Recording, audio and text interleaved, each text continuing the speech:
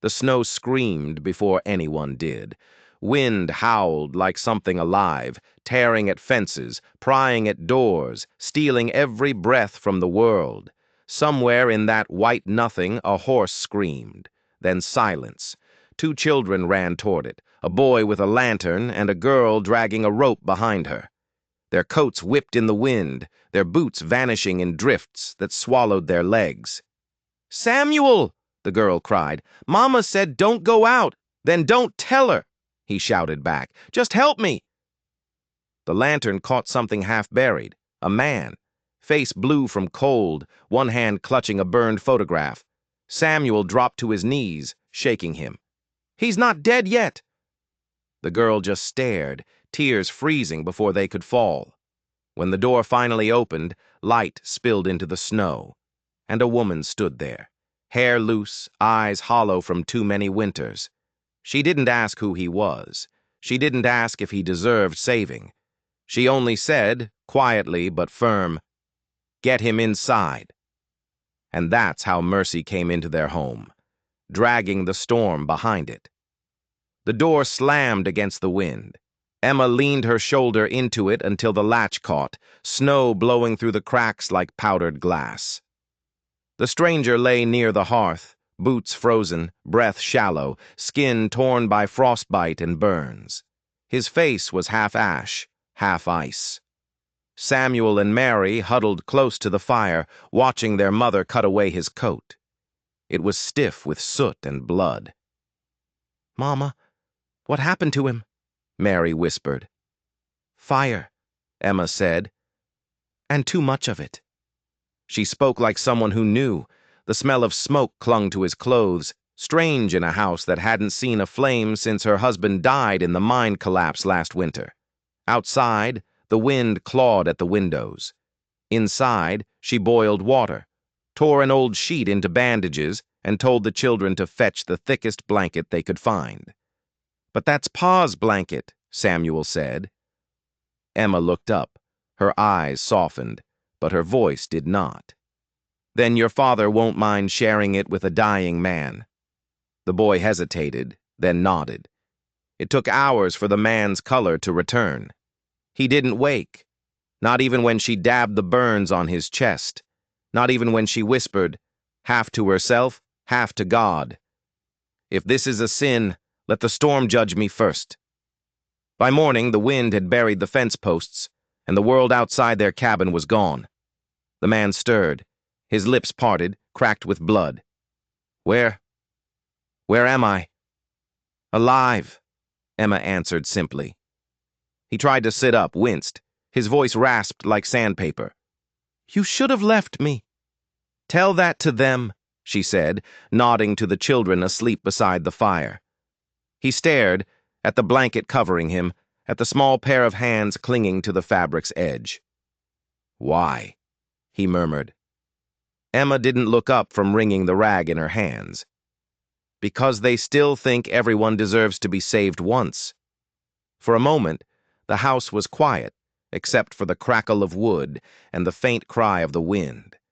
Then Samuel shifted in his sleep and mumbled, "Mama, is he staying?" Emma glanced at the stranger, the burn marks, the hollow eyes, the fear hiding under the frost. "For now," she said. Outside, the storm screamed again, as if the world itself couldn't believe her. Days passed. The snow kept falling, sealing them in together. The man, Jacob, he finally said his name was, couldn't walk far, but by the third day he was stacking firewood and fixing the broken hinge on the door. "You don't have to," Emma said when he started mending the roof beam. "I know," he replied without looking up, "but I can." Mary followed him everywhere, curious. "Are you a cowboy?" she asked. "Used to be," he said.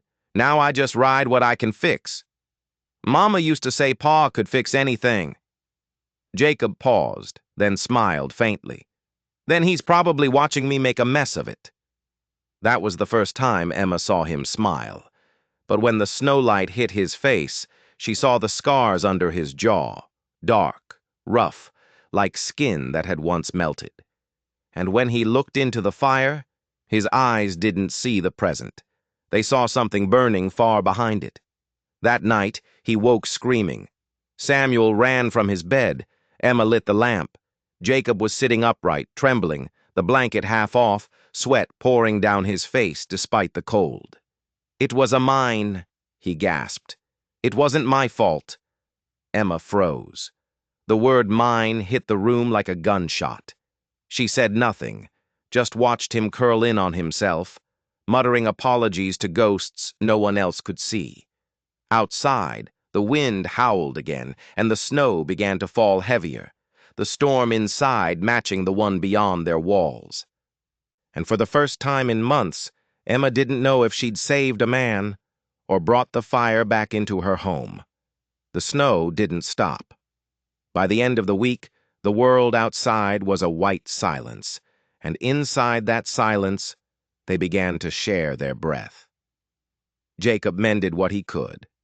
The old door hinges, the broken stool, even the worn boots Samuel had outgrown. He worked with a quiet precision, as if fixing wood could somehow fix what burned inside him. Sometimes Emma watched him from the stove, her hands still moving, but her thoughts far away. A man who knows tools, a man who doesn't talk much, a man who flinches at the sound of fire. She wasn't sure if she pitied him, feared him, or both. One morning she caught him outside, staring at the ridge where the mine used to be. The snow had buried the scars, but Jacob's eyes still saw the smoke. "You know that hill?" she asked, stepping beside him. He didn't answer right away. His breath fogged the air. "Hard to forget a place that tried to eat you." "You worked there?" "Once," he said.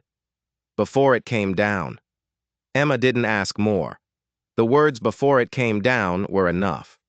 By the third week, the weather began to soften. The snow turned to slush, dripping from the roof like tired tears. Mary sat by the window humming while Jacob carved something small from a piece of firewood. "What is it?" she asked. "You'll see." He handed it to her, a small wooden horse, rough but beautiful in its simplicity. "It's just like the one Pa used to carve," Samuel said. Jacob froze for a second, then smiled faintly. "Then I guess your Pa had good hands, too." Emma turned from the stove. The look on her face wasn't anger. It was pain, wrapped in memory. That night, she found him sitting by the fire after the children had gone to bed. The flames danced against his face, and she noticed something she hadn't before. A mark on his wrist, the shape of a miner's tag. Her breath caught. "You were in the Red Hollow mine." Jacob's eyes didn't leave the fire. "You know it?" "My husband died there." Silence, the kind that swallows air. Jacob's jaw tightened. He pulled something from his pocket. The burned photograph he'd been clutching that night. It was a group of men, half their faces gone in flame, but Emma saw enough to recognize one smile, her husband's. "He tried to get us out," Jacob said quietly. "I tried too, but the tunnel, it collapsed before I could reach him. The town said it was your fault. They said what they needed to." Emma's hands trembled. For a moment she wanted to throw the picture into the fire, to burn the face she'd loved and the man who carried it. But then she saw Jacob's eyes, not defiant, not proud, just tired. The kind of tired that only comes from carrying your own grave for too long. "Go to bed," she said softly. "The snow's melting. You'll leave soon." He nodded. "That's best." Morning came with footsteps in the snow. Not his, but others. The door rattled, and when Emma opened it, 2 men from town stood there. "Heard you've been keeping company," one of them said, eyes flicking past her shoulder. "Storm's over. Maybe it's time to send him back where he belongs." "Where's that?" she asked. "Where the ground remembers his name." She closed the door on them without another word. Inside, Mary asked, "Mama, are we in trouble?" Emma knelt beside her. "No, baby. We're just being watched." Word spread fast in small towns. By the end of the week, everyone knew the widow in the North Ridge was sheltering the man who killed her husband. The preacher mentioned her name during Sunday's sermon, saying, "Mercy without caution can invite sin." The blacksmith refused to sell her nails. The store clerk stopped giving her credit. Only the snow seemed loyal, falling again, erasing footprints, covering shame. Jacob packed what little he had. Emma caught him at the door. "You think leaving will fix it? It's better than ruining what's left of your name." "My name died with him," she said. He looked at her, eyes heavy with something between guilt and gratitude. "Then let me go before yours dies with me." For a long moment, neither moved. The wind pushed against the windows the same way it had that first night. "You leave now," Emma said, her voice quiet but certain. "You'll freeze before dawn. Then I guess the snow will finish what the fire started." She almost let him go. Almost. But then Samuel came running down the stairs, clutching the wooden horse. "Mama, he can't go. It's his turn to say grace." Jacob froze. Emma turned away so they wouldn't see her eyes. "Set the table," she said. "He's staying one more night." Later, as Jacob sat by the window, he saw his reflection against the dark glass. The scarred face, the flicker of firelight behind him, and the faint shapes of the two children laughing by the hearth. For the first time in years, he felt the smallest pull of something warm, but outside, beyond the fence line, a lantern moved, someone watching. The rumor had already left the house, and soon the town would come knocking. By the time the thaw came, mercy had turned into rumor, and rumor into judgment. The town didn't need proof. It needed a name to whisper when fires burned and prayers went unanswered. They whispered hers. The first knock came on a Sunday morning. Emma was hanging laundry in the weak sun when 3 men appeared by the fence: the blacksmith, the preacher, and the store clerk. Their coats were clean, their boots dry. They had come through mud but carried no dirt. The preacher spoke first. "You've taken in a man the Lord already judged." Emma didn't answer. The wind did, carrying the sound of her children laughing inside. "We warned you," the blacksmith added. "No good comes from sheltering sin." "He's not sin," she said quietly. "He's just a man who lost too much." The preacher's eyes hardened. "And what did you lose, widow? Your sense?" Emma looked at them one by one, her hands still wet from the wash basin. "My husband, my peace, but not my mercy." They left without blessing her doorstep. That evening, Jacob returned from chopping wood with more silence than usual. His hands were raw, his eyes distant, as if they'd already started saying goodbye. "They came?" he asked. Emma nodded. "The preacher, the blacksmith, and that man who overcharges for flour." Jacob almost smiled. "Sounds like a council of saints." "They think you're the devil." "Sometimes," he said. "I do too." She didn't argue. She just handed him a bowl of stew, steam curling between them like a truce they both wanted to believe in. The days grew longer, but colder in a different way. No one came to trade. No one waved from the road. When Emma went into town for supplies, voices followed her like shadows. "There she is, sleeping with fire itself." She walked past them without a word. At the general store, she set flour and salt on the counter. The clerk hesitated before touching her coins, as if her hands carried contagion. "You can keep the change," she said. "We don't take payment from charity cases," he muttered. "Then take it as mercy." That night, she found Jacob fixing the fence in the dark. "You shouldn't be out here," she said. "If I don't fix what's broken," he replied, "someone else will burn for it." She watched him hammer in silence, strong hands, steady rhythm. He looked like a man trying to build a future on ashes. "Why do you stay?" she asked finally. He leaned on the post. "Because your boy said mercy doesn't end when the weather changes." The next morning, the preacher's sermon carried across the valley. His voice thundered, "Sin wears kindness like a coat in winter. Don't be fooled by warmth that comes from hell fire." People murmured, nodded, crossed themselves. By the time the echo reached the North Ridge, it wasn't a sermon anymore. It was a warning. That afternoon, Emma saw smoke on the horizon. Someone burning brush, or perhaps a message. Mary tugged at her skirt. "Mama, will they hurt him?" Emma knelt, brushing the girl's hair back. "Only if we let them." Samuel asked quietly, "Mama, what if they're right?" Emma looked at both children, the fear in their eyes, the innocence she refused to let the world steal. "Then," she said, "we'll still choose mercy."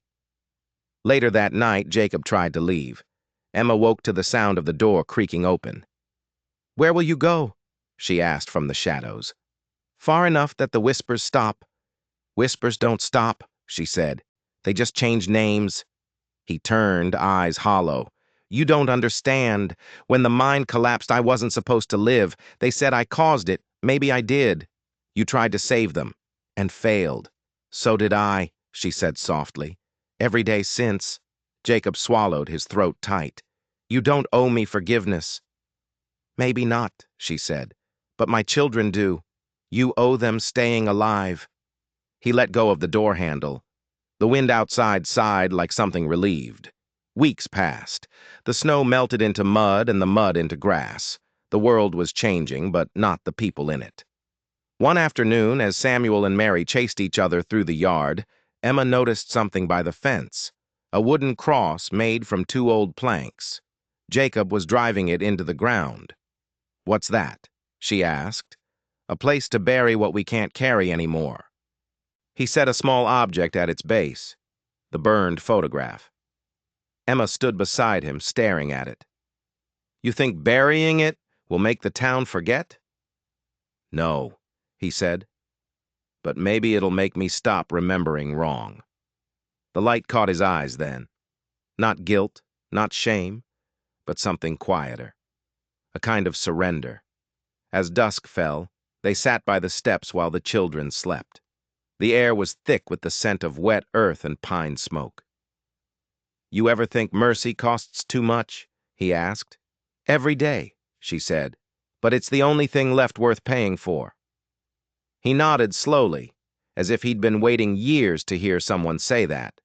Then, from far down the valley, the sound of hooves echoed, faint but unmistakable. A rider, then two, then more. Emma and Jacob both looked toward the road. Lanterns glimmered like fireflies, moving closer. The whispers had finally grown legs. The riders came just after sunset. The light was fading, that hour when everything turns the color of old ash. Emma saw them first, four shadows on horseback, moving slow through the wet grass, their lanterns bobbing like ghostly eyes. "Mama," Samuel whispered, clutching her skirt. "Are they from town?" "No," she said softly. "They're from the past." Jacob stepped out from the barn, his shirt still damp with sweat from working the day. He froze when he saw the horses, and the man leading them. Garrett. The same foreman from the Red Hollow mine, the one who had survived the collapse, and the one who'd made sure Jacob didn't. "Well, look what the snow dragged in," Garrett said, voice low and mean. "Didn't expect to find you playing house." Jacob's face hardened. "You got what you wanted. Why are you here?" "Because you left before the job was done." He looked past Jacob, toward Emma and the children. "Did you tell them? How you lit the fuse too early? How you ran while their daddy burned?" Emma's breath caught. The children went still. Jacob didn't answer. He couldn't. The truth and the lie were too tangled to tell apart anymore. "You gonna deny it?" Garrett sneered. "I tried to save him," Jacob said. His voice cracked, but his eyes stayed steady. "Ask the others. The others are dead." Garrett dismounted, mud splashing against his boots. "But I'm still here." The preacher and a few townsfolk had followed at a distance, drawn by the noise, by rumor-made flesh. They stood near the fence line, silent, watching. Emma saw them, saw how none stepped forward, how none called out. Mercy, she realized, always stood alone. "Take the children inside," Jacob said quietly. "No," she answered. "Not again. Emma, please." "If you're staying to face this, so am I." Garrett smiled. "Ain't that sweet? The widow defends her husband's killer." Emma stepped forward. "My husband died in that mine, but not because of him.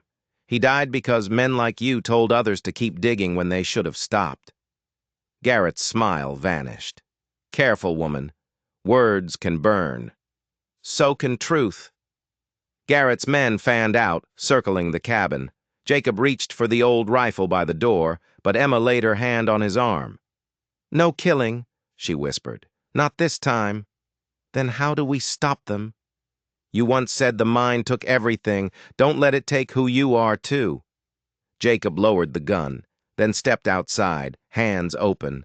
The crowd watched. Rain began to fall, thin and cold. "I'm right here," Jacob called out. "Whatever you came for, it ends with me." Garrett spat.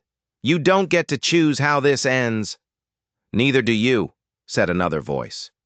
The preacher had stepped forward. His robe clung to his legs in the rain. "There's been enough blood in this valley." Garrett turned. "Stay out of this, Father. You blessed the mine when we built it. And I've been repenting ever since." Thunder cracked. The horses shifted nervously. One of Garrett's men raised his gun. "Don't!" Jacob shouted, too late. The shot rang, shattering the night. Emma screamed. Samuel cried out. But when the smoke cleared, it wasn't Jacob who'd fallen. Garrett staggered backward, clutching his side, hit by his own man's misfire. The others froze, stunned. Rain poured harder, hissing against the ground. Jacob ran to the wounded man, caught him before he fell. "Hold still," he said. "You'll live." Garrett's eyes widened. "You'd save me?" "I already lost too many I couldn't." Emma knelt beside them, pressing a cloth to the wound. The preacher held a lantern close, its flame fighting against the storm. "Bring him inside," Emma said. Jacob shook his head. "Not yet." He looked toward the townsfolk, all the faces that had cursed his name. "You want truth?" he said, voice steady despite the rain. "Here it is." He tore open his shirt, revealing the scars that ran across his chest and shoulder, deep, twisted, raw. "This is what fire does when it forgets mercy." No one spoke, only the sound of rain. "I carried that day with me," Jacob continued. "I ran back into the mine, not out. I tried to pull him free. The roof came down. I was the one who didn't die. That's my sin." The preacher bowed his head. "Survival is not sin, son." "Then maybe I mistook living for punishment." He turned back to Emma, her hair plastered to her face, her eyes full of rain and forgiveness. "You believe me?" he asked. She nodded. "I believed you before you said a word." The tension broke like thunder. The men lowered their guns. The preacher spoke again. "This man's been buried long enough. Let him rise." Jacob sank to his knees, exhausted. Garrett groaned, clutching his side. Emma tore a strip from her skirt to bind his wound. The preacher's lantern flickered, and in that light, the rain looked almost golden. Some said later they heard a sound. Not thunder, not wind, but something softer. Like the valley itself exhaling after holding its breath too long. When morning came, the storm had passed. The preacher stayed behind to help bury the guns, literally, beneath the wet soil by the fence. "No more of this," he said. "The land remembers enough pain." Garrett rode away with his men, leaving silence behind. And in that silence, Emma looked at Jacob, mud on his hands, blood on his shirt, rain in his hair. "You could have run," she said. "I did once," he answered. "It didn't change anything." "You think this will?" He looked toward the hills, where smoke once rose, and now only mist lingered.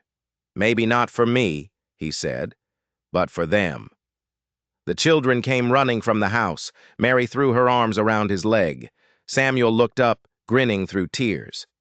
"Mama says you're staying," he said. Jacob laughed softly, the first true laugh since the snow. "Then I'd better start earning supper." The preacher stayed long enough to say one last thing before he left. "Redemption isn't earned, Jacob. It's witnessed.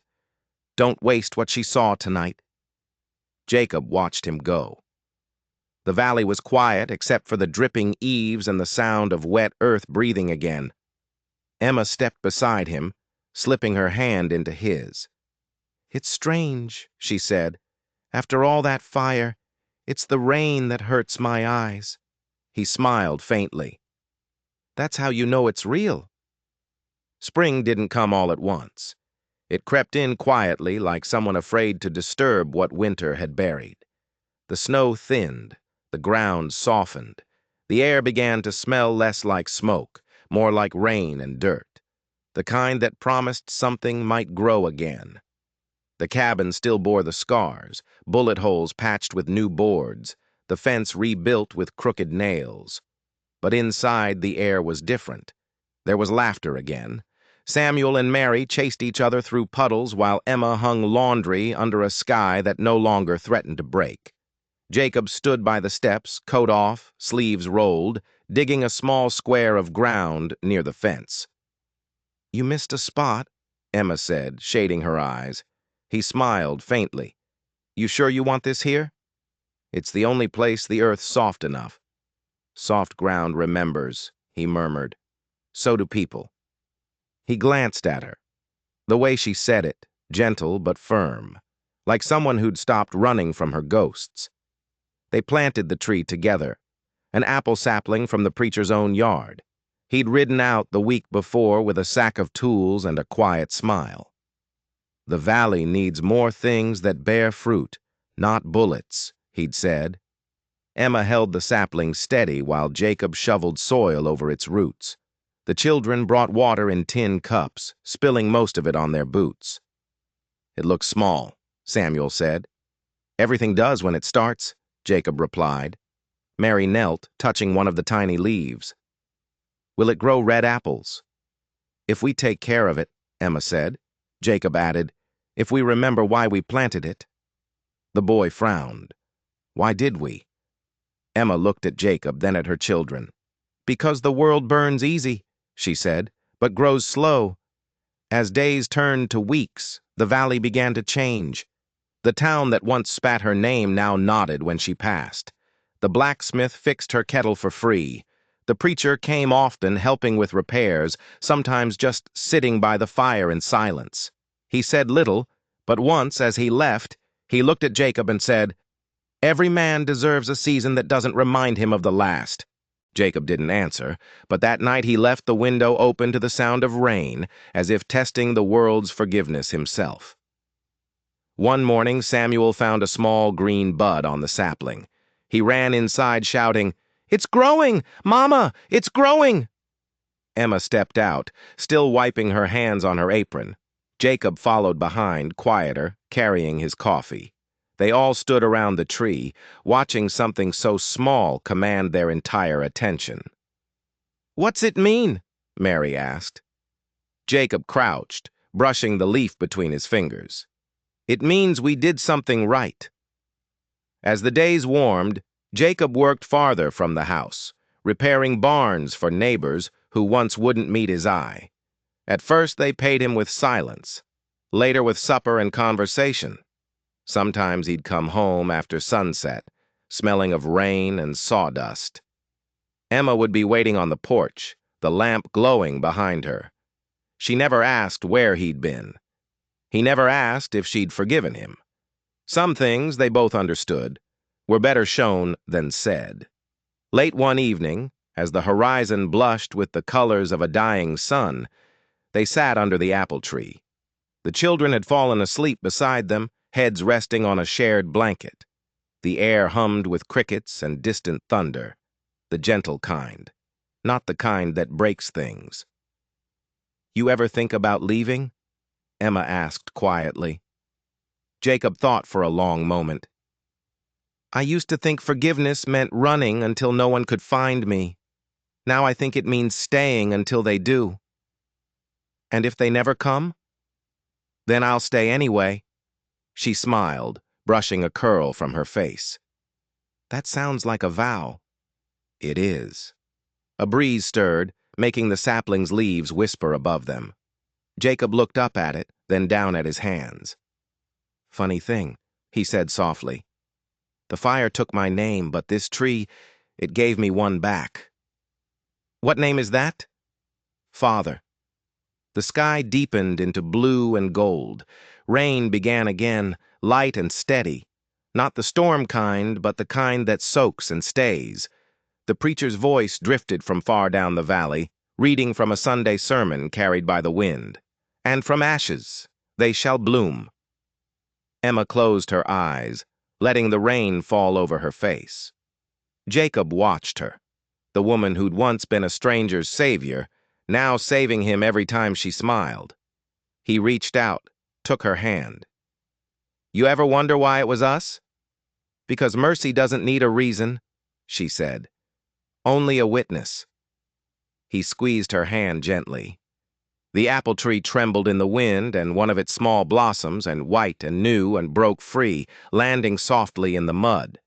Samuel stirred in his sleep and mumbled, Mama says this tree grows because we saved him. Jacob whispered, barely louder than the rain. No, son. It grows because you forgave me.